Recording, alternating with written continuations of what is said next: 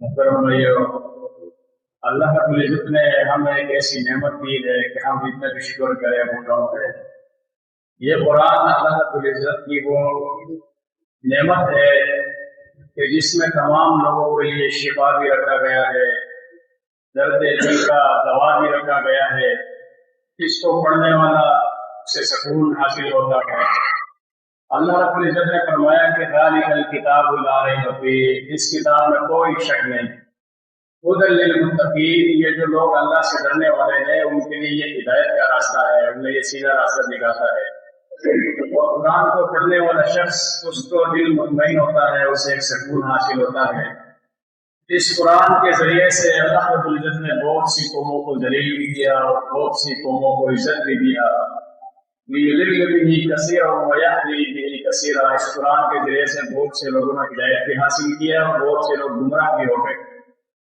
لیکن جو لوگ قرآن پڑھتے نہیں ہے، قرآن کو اٹھاتے نہیں ہے، قرآن کو عمل کرتے نہیں ہے، ان کے بارے میں اللہ رب العزت نے ارشاد فرمایا وَمَنْ أَعْرَضَ عَنْ ذِكْرِي فَإِنَّ لَهُ مَعِيشَةً ضَنكًا، جن لوگوں نے میری ذکر سے اعراض کیا، میرے قرآن سے منہ موڑا، تو اللہ رب العزت نے کہا کہ میں ان کو اوپر معاشرت اور دنیا کو تنگ کر دوں گا۔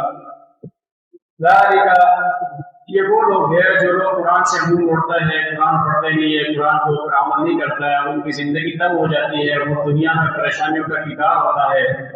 وَمَنْ أَعْرَضَ عَنْ ذِكْرِي فَإِنَّ لَهُ مَعِيشَةً ضَنكًا وَنَحْشُرُهُ يَوْمَ الْقِيَامَةِ أَعْمَىٰ، اللہ رب العالمین فرماتے ہیں کہ ہم اس شخص کو قیامت والے دن اندھا اٹھائیں گے، ان کی بینائی چھین لیں گے۔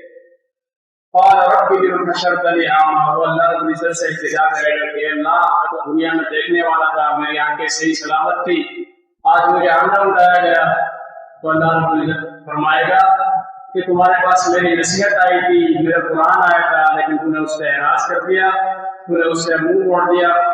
آج میں نے تم سے منہ موڑ لیا، تم سے اعراض کر لیا، تمہیں اندھا اٹھایا میں نے۔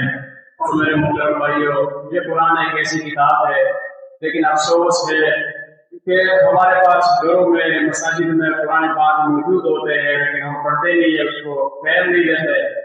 حالانکہ ہم نیند سے بیدار ہوتے ہیں، موبائل کو چیک کرتے ہیں، 5 منٹ بعد ہم اپنے موبائل کو چیک کرتے ہیں، لیکن کبھی ہمیں یہ خیال نہیں آیا کہ یہ قرآن ہم چیک کریں، کسی دن اٹھائیں، دیکھیں اس میں کیا ہے۔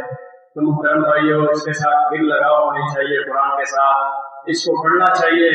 اس کو پڑھنے سے بہت سے مسائل حل بھی ہو جاتے ہیں اور انسان کے دل کو سکون بھی مل جاتا ہے۔ اللہ رب العزت سے دعا ہے اللہ تعالیٰ قرآن پاک کو صحیح معنوں میں سمجھنے اور اس کے اوپر عمل کرنے کی توفیق دے۔